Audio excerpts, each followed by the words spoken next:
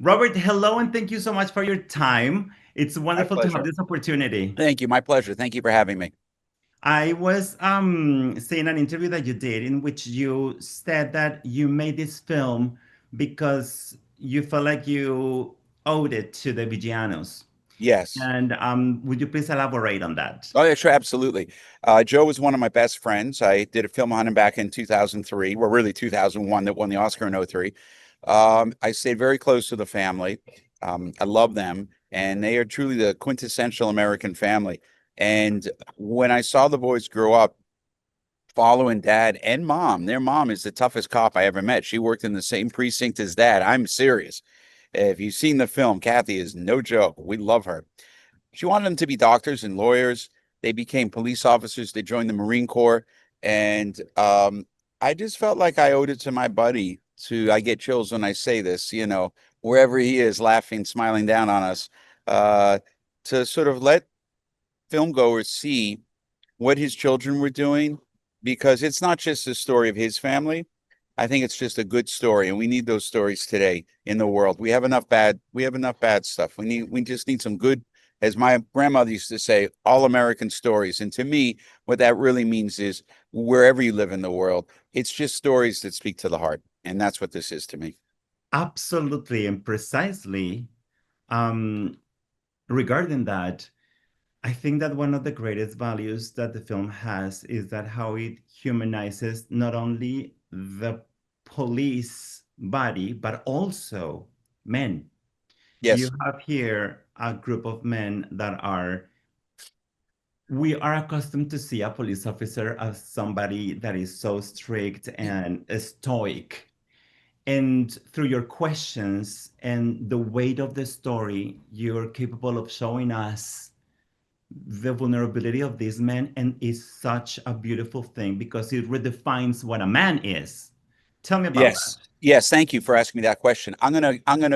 This may make you laugh. So one of the people who was at the premiere last week was an old friend of mine, who was one of my brother's professors. My brother's a doctor, and he's a well-known psychiatrist in New York.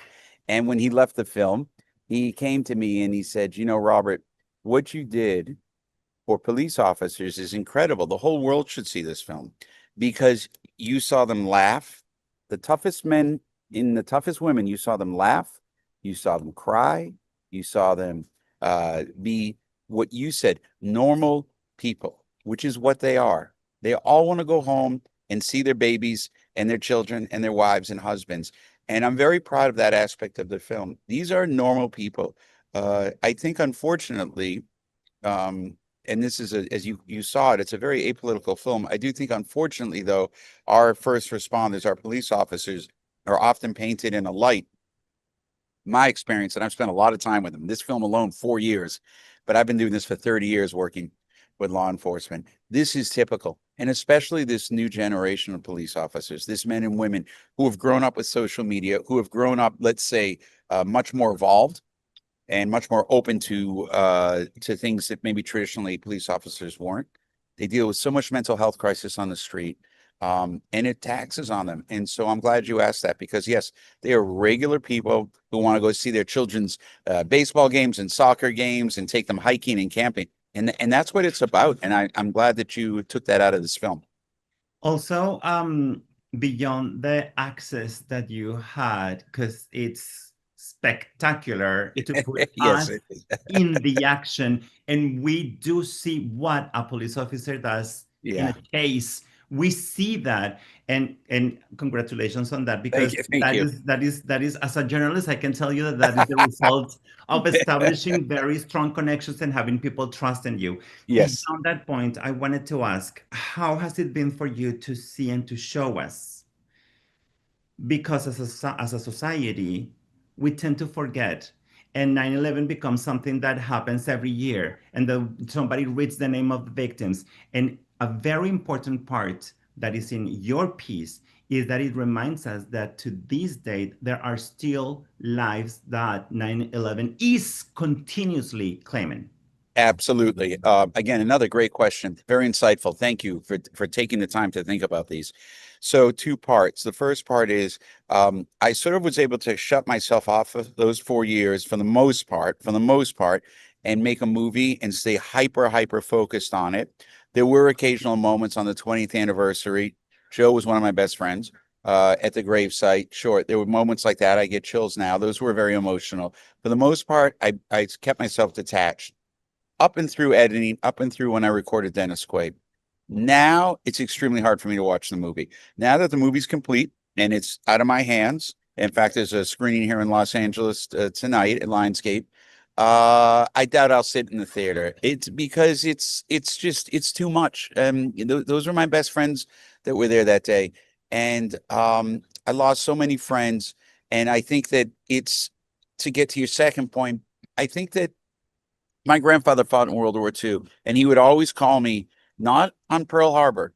He would call me on D-Day, and he would quiz me. He would call me, and he would say in December 7th, "What's today?" And well, eventually I knew, and he'd say, "It's important that you understand D-Day because this is what ended the war. This is how we all work together to liberate the people of Europe. Let's never have this again." And I think that for him, what he was saying to me was, let's not focus on the disaster and the tragedy of Pearl Harbor, which is horrible. Let's focus on how we move forward and how we learn those lessons. And to me, that's what I tried to do with this film, which is to say, let's be respectfully mournful of September 11th, but let's look at all these lives. The Vigiano men, the boys, the men, I love them. They're not alone. There are so many legacy families in the NYPD and the FDNY. It's amazing to me. And to your third point, yes, Monsignor Romano says in the film, 9/11 is alive and well. We've lost way more responders to 9/11 cancer. We lose them virtually every day. It's so sad. In the film itself, of course, you see Lieutenant McCardle, who is such an important part of the first film. I'm not going to name others, but there are other individuals in that film also who are suffering from 9/11 cancer who didn't want to make it, public in the film. And so, it's the gift that keeps on giving. It really, really is. And it's sad. And I think unfortunately it's going to be with us, for a very long time. So I'm glad you asked that. Thank you. But Robert, you also do something that, and this moves me a lot because this is something so sad, and this family suffered. But I think that the core of your documentary is hope.